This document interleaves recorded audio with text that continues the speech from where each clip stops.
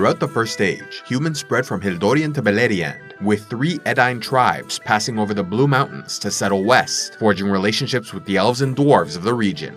Eventually, the House of Hador settled in Dorlomin, courageous, fair-haired warriors led by descendants of the great chieftain Marak, until Galdor the Tall was killed defending their borders against the armies of the Dark Lord Morgoth.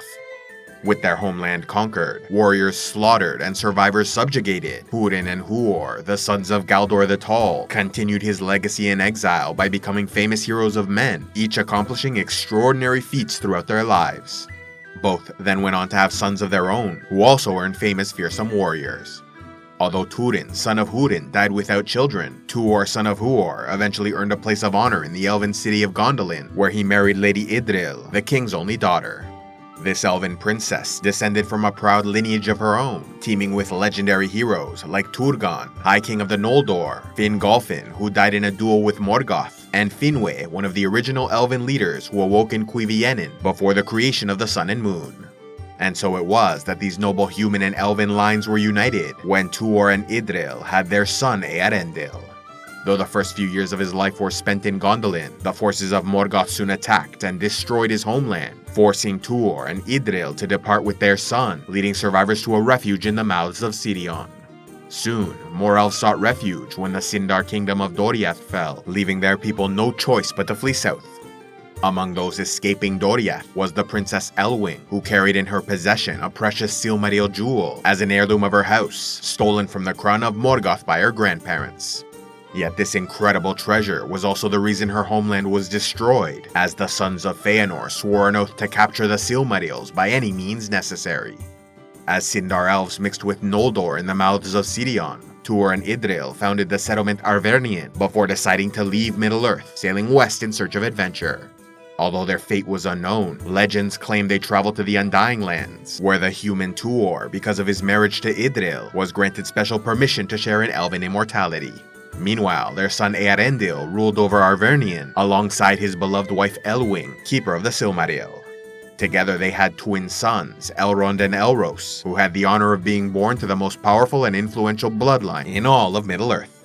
In addition to being a descendant of the human chieftains from the House of Hador, and the elven high kings of the Noldor through their father Eärendil, their mother Elwing's line included the human chieftains of the House of Beor, the kings of Doriath, the elven high king of the Sindar, and a Maya queen from the Undying Lands through her great-grandmother Melian, a being so ancient she existed as an Ainur in the timeless halls before the creation of the world.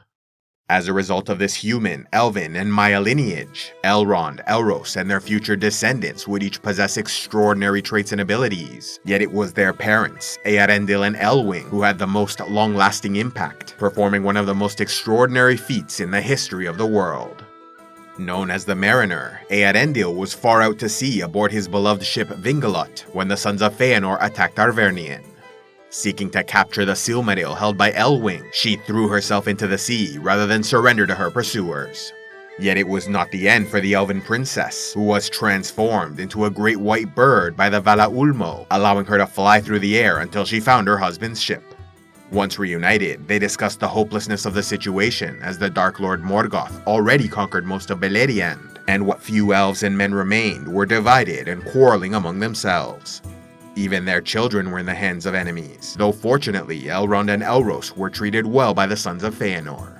And so Eärendil and Elwing decided to make one last, desperate gamble by sailing west to the Undying Lands of Aman in order to beg the Valar for assistance in their war against Morgoth. Guided by the light of the Silmaril, they arrived on the shores of Valinor, where Eärendil was brought before the ancient, powerful Valar, presenting the jewel and explaining the peril their people faced across the sea.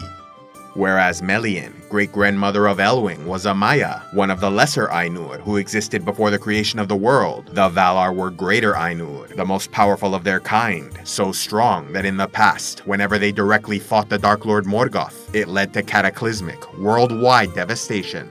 As a result, they confined themselves to the continent of Aman and resisted meddling in the affairs of Middle-earth to avoid harming humans, elves, and dwarves. Despite his reservations, Manwë, king of the Valar, knew his brother Morgoth had to be stopped, and so agreed to Eärendil's request, assembling a great host for war, which included the Valar, Maiar, Vanyar elves, and those Noldor who remained behind when others journeyed to Middle-earth. The Teleri elves also contributed by providing ships to sail east, but refused to fight as they still held a grudge against the Noldor for past grievances.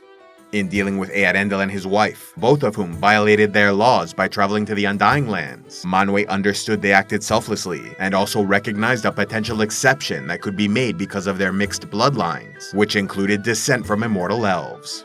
Therefore, Eärendil and Elwing were not punished for their crime, and along with their children, were instead given the unique opportunity to choose their ultimate fate, either living out their days as mortal humans, meant for a second destiny after death, or as immortal elves, enjoying the paradise of the Undying Lands until the world eventually came to an end. Both Elwing and Elrond were happy to choose the immortality of elves, while Elros became a man and led the Edain as king of Númenor, founding a dynasty of extraordinary humans that eventually led to the birth of Aragorn, the mighty Third Age hero who helped defeat Sauron and reunited the kingdoms of Gondor and Arnor. Eärendil, however, did not choose what he truly desired, as he wished to remain a man in honor of his father's people, yet for the love of his wife Elwing, became an immortal elf, living by her side for the rest of their days. When the host of Valinor arrived in Middle-earth, they were joined by the surviving elves and men of Beleriand to engage Morgoth in a long, bloody 40-year struggle. As a final defense in the War of Wrath, the Dark Lord released an army of winged, fire-breathing dragons which quickly devastated the enemy, threatening victory for Morgoth. Yet as the fighting intensified, Eärendil the Mariner, wearing the Silmaril upon his helm, flew into battle aboard a skyship alongside a host of mighty eagles under their leader Thorondor. Charging against the dragons, Eärendil struck the killing blow against Ancalagon the Black, largest and greatest of the dragons, who then crashed upon and destroyed the mountain Thangorodrim. In the end, the forces of the Valar were victorious, while Morgoth was captured, executed, and his spirit banished from the world. Yet just as the Valar feared, their war caused enormous damage, which sunk the entire Beleriand region beneath the waves. Though Elrond and Elros stayed in Middle-earth, helping to organize survivors, their parents lived out their days in Aman, where Eärendil was charged with the unique task of protecting the sun and moon, continuing to wear the Silmaril as he sailed across the sky. An exceptional hero, it was said that during the Dagor Dagorath, the final battle at the end of the world, Eärendil would once again descend from the sky to join the army of light against the Dark Lord Morgoth.